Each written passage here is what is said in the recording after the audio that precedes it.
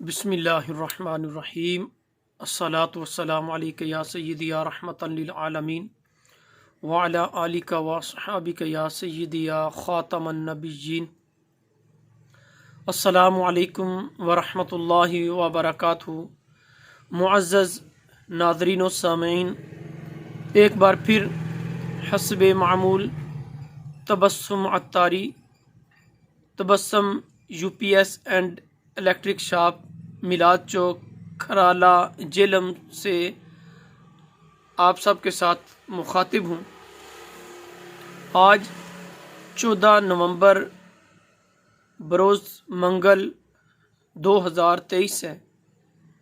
आइए आज की दुरूद पाक की फजीलत के मुतालिक हदीस मुबारका और फरमान मुस्तफ़ा सल्लल्लाहु तआला अलैहि वसल्लम सुनते हैं। मक्के मदीने के सुल्तान रहमत आलमियान बाइसे तख्लीक़ कौन मकान सल्लल्लाहु तआला अलैहि वसल्लम का फरमाने अलीशान है। हदीस मुबारका जब भी हम थोड़ी वजाहत से बयान करते हैं तो अपने अल्फाज में होती है, उसको कहते हैं ये हदीस पाक का खुलासा है। ताकि ऐन हदीस पाक कहें तो अल्फाज आगे पीछे करना नाजायज़ है जानबूझकर। तो जब हम इसका मफ़हूम कहेंगे तो कोई लफ्ज़ थोड़ा आगे पीछे हो जाए तो फिर शरई गिरफ्त नहीं की जाती। असल मकसद बात समझाना है। तो हदीस मुबारका का खुलासा है, नबी रहमत शफ़ी उम्मत कासिम जन्नत व नेमत सल्लल्लाहु तआला अलैहि वसल्लम ने दुरूद पाक के मुतल्लिक फरमाया कि तुम मुझ पर दुरूद पढ़ो। अपने गुलामों को मुखातिब करते हुए इरशाद फरमाया, तुम मुझ पर दुरूद पढ़ो, नतीजतन अल्लाह ताला तुम पर रहमत भेजेगा। और एक और जगह फरमाया, जब तक बंदा मुझ पर दुरूद पढ़ता रहता है अल्लाह ताला उस पर रहमत नाजिल करता रहता है, अल्लाह ताला के फरिश्ते उस पर रहमत नाजिल करते रहते हैं।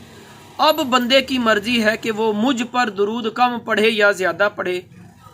तो यकीनन एक आशिक का, एक अक्लमंद का यही काम है कि वो नफ़ा की तलाश में रहता है। तो जब हमें रहमत नाजिल होने में नफ़ा ही नफ़ा है तो हम रहमतों के तलबगार हुए, मोहताज हुए, तो हम क्यों ना अपने मालिक व मुख्तार आका सल्लल्लाहु तआला अलैहि वसल्लम की ज़ात अक़दस पर और उनके आलो असहाब पर, ये जुमला याद रखिएगा, जब भी हमने दुरूद पाक पढ़ना है बराह रास्त तो दुरूद अल्लाह के रसूल सल्लल्लाहु तआला अलैहि वसल्लम के लिए है, दुरूद व सलाम। लेकिन इसमें आले पाक को भी शामिल किया गया है।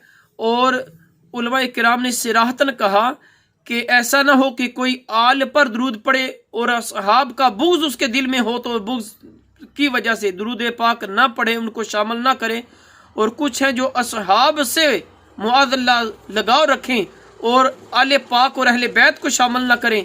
लिहाजा अहले ईमान का और अहले सुन्नत का ये हमेशा से शेवा है कि जब भी दुरूद पढ़ते हैं तो प्यारे आका सल्लल्लाहु तआला अलैहि वसल्लम की अजीम ज़ात अक़दस पर और आपके अजीम अहले बैत असहाब पर दुरूद पाक पढ़ते हैं, ताकि किसी एक की तरफ ज़्यादा झुकाव और दूसरे की तरफ से सरफ नज़र ना हो।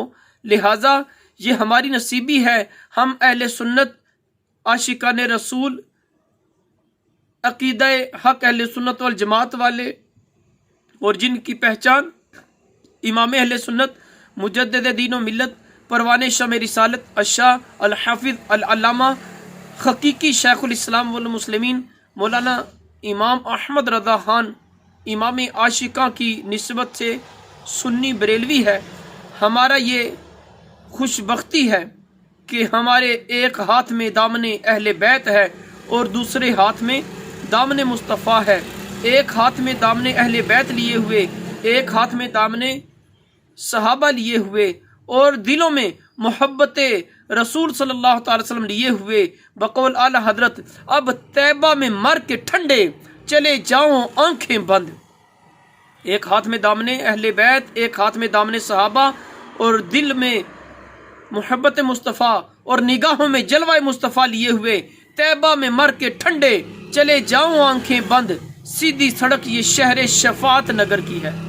تو آئیے درود پاک کا ورد بھی کرتے ہیں، فضیلت سن لی ہے۔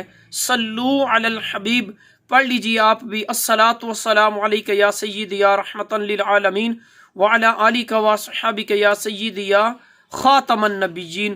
آئیے درود پاک کی فضیلت کے ساتھ ساتھ ابو داؤد شریف کی یہ حدیث مبارکہ بھی آج کی سنتے ہیں۔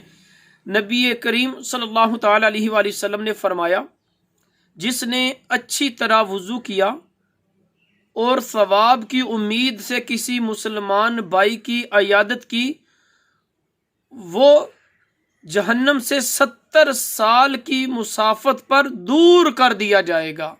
سبحان اللہ۔ اللہ تبارک و تعالی عز و جل ہمیں اچھی طرح وضو سے مراد ہے وضو کے تمام ارکان، فرائض وغیرہ کو، واجبات کو ادا کرنا۔ تو وضو میں اکثر ہماری غلطیاں ہوتی ہیں، تو یہ بھی ساتھ ساتھ سماعت فرما لیں۔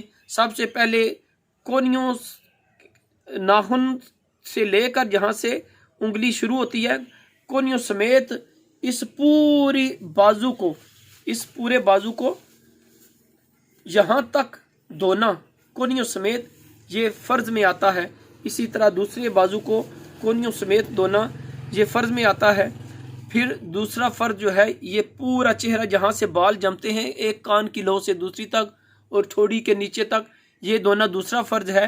اور چوتھائی سر کا مسح کرنا یہ تیسرا فرض ہے، اور دونوں پاؤں ٹخنوں سمیت دھونا یہ فرائض ہیں۔ باقی مکمل جو ہم وضو کرتے ہیں، کلی بھی کرنا، ناک میں پانی ڈالنا، یہ وہ اس طرح مکمل وضو کریں، لیکن ان 4 فرائض کا خاص طور پر خیال رکھا جائے۔ ان میں کوتاہی ہوگی تو وضو نہیں ہوگا۔ تو فرمایا، جس نے اچھی طرح وضو کیا اور ثواب کی نیت سے کسی مسلمان بھائی کی عیادت کی، وہ جہنم سے 70 سال کی مسافت اور فاصلے سے دور کر دیا جائے گا۔ سبحان اللہ۔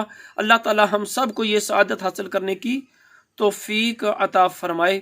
آئیے ہم نے درود پاک کی فضیلت بھی سنی، وضو اور عیادت کے متعلق بھی سنا، اور آئیے اب کل کی نشست میں جو تلاوت کی تھی اسی کے ضمن میں تھوڑی سی اور وضاحت سنتے ہیں۔